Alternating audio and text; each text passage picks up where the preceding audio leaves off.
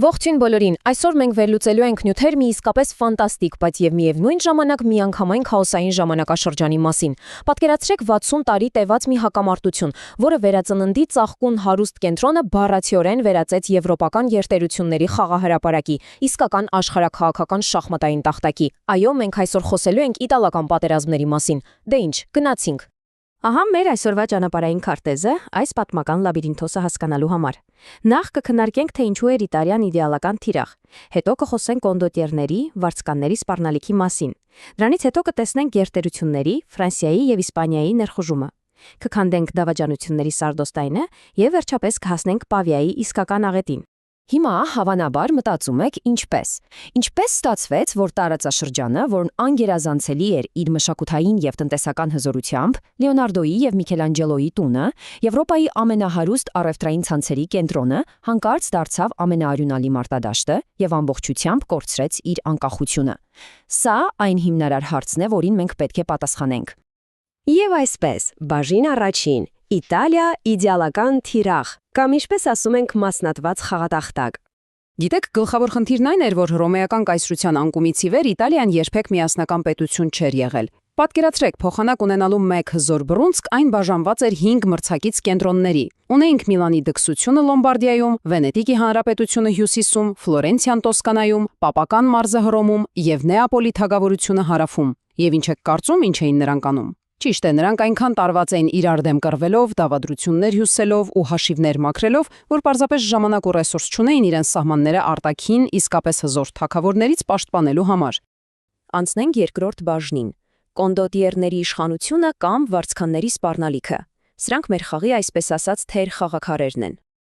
Ուրեմն հարց է առաջանում, լավ, բա ոնց էին այս հարուստ, բայց մասնատված պետությունները պատերազմում։ Շատ պարզ, նրանք աութսորս էին անում դա։ Այո, նրանք վարձում էին մասնավոր հրամանատարների, որոնք հայտնի են որպես կոնդոտիերներ։ Այս պրակտիկան ուղղակի ցնցող է, եթե հիմա մտածենք դրա մասին։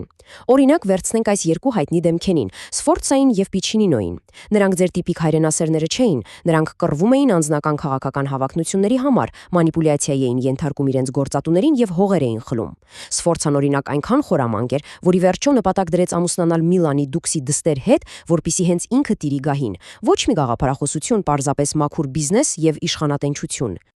Եվ այս աբսուրդային իրավիճակը ամենալավը բնութագրել է Նիկոլո Մակիավելին։ Նա ասում էր. «Վարձկան բանակներն անօգուտ են եւ վտանգավոր, փառասեր են, անկարգապահ, անհավատարիմ։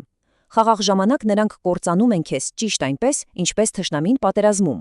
Մակիավելին սեփական աչքերով էր տեսնում, որ այս դավաճան մասնավոր բանակներին հույսը դնելը ուղղակի դատապարտում էր Իտալիան։ Ինչու վարձկանը պետք է արագ ու վճռորոշ հաղթանակ տաներ, եթե հավերժական պատերազմը նշանակում էր հավերժական վարձատրություն։ Տրամաբանական է, չէ՞։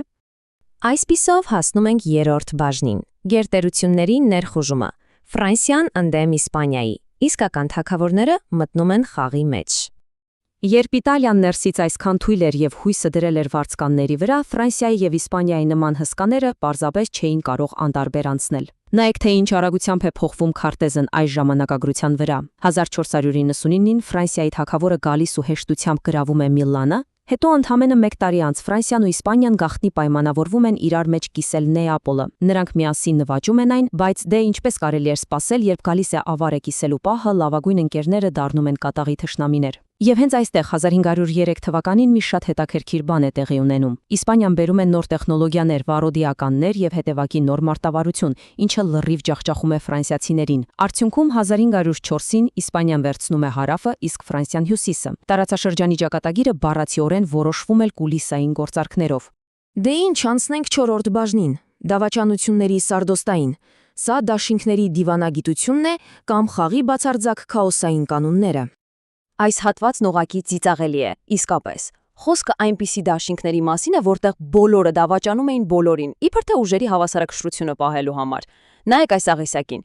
Հռոմի Պապը Կամբրեի լիգայով հավաքում է ողջ Եվրոպան, որպեսզի ոչնչացնի Վենետիկը։ Լավ, մինչև այստեղ հասկանալի է, բայց ընդամենը 2 տարի անց նույն Պապը կազմում է նոր Սուրբ լիգան եւ դաշնակցում է, ում հետ եք կարծում։ Այո, հենց Վենետիկի հետ, այս անգամ Ֆրանսիային ոչնչացնելու համար։ Սա ուղղակի խելագարություն է։ Դաշինքները նման էին այսօրվա մեկ անգամյա օգտագործման բաժակներին։ Օգտագործեցիր ու դեն նետեցիր։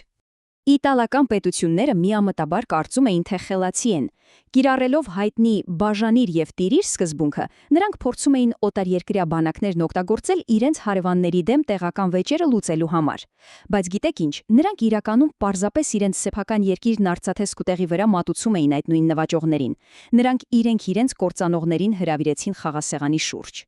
Եվ ահա մենք հասնում ենք 5-րդ եւ վերջին բաժնին՝ Աղետ Պավիայում։ Սա այն վերջնախաղն է, որը ընդմիշտ փոխեց ամեն ինչ։ Եկեք տեղափոխվենք 1525 թվական Պավիայի ճակատամարտ, որտեղ բախվում են Ֆրանսիայի թագավոր Ֆրանսիսկ I-ը եւ սրբազան հռոմեական կայսր Չարլզ 5-րդը։ Նայելով այս գրաֆիկին կարող եք տեսնել զորքերի ահռելի ծավալը։ Պաշարված Պավիա քաղաքն ազատագրելու համար բերվել էր 12,000-անոց գերմանական լանցքնխների եւ 8,000-անոց իսպանական արկեբուզակիրների հետևակ, որոնք կանգնած էին 15,000-անոց ֆրանս-շվեյցարական ուժերի դեմ։ Իրավիճակը ծայրահեղլարված էր։ Եկեք այս մարտավարական աղետը քայլ առ քայլ վերլուծենք, որովհետև սա իսկապես պատմական պահ է։ Նախ, իսպանական ուժերը գիշերը գաղտնի քանդում են Միրաբելլոյի որսորդական այգու պարիսպները եւ ներխուժում, ընդհարումը սկսվում է։ Եվ այստեղ Ֆրանսիայի թագավորը թույլ է տալիս ճակատագրական, պարզապես անհավանական սխալ։ Նա անձամբ գլխավորում է ծանր հեծելազորի գրոհը, բայց դրանով փակում է սեփական հրետանու կրակի գիծը։ Թնդանոթներն այլևս չէին կարող կրակել, քանի որ կարող էին սպանել իրենց իսկ թագավորին։ Իսկ ինչ են անում իսպանացիները, նրանց արկեբուզակիրները, հրացանակիրները թաքնվում են թփերի հետևում եւ սկսում են հանգիստ մեկը մյուսի հետևից գնդակահարել ֆրանսիացի ծանր զրահավորված ասպետներին։ Այս մեկ դրվագով լիովին ավարտվեց ծանր ասպետական հեծելազորի դարաշրջանը եւ սկսվեց հրազենի գերիշխանությունը։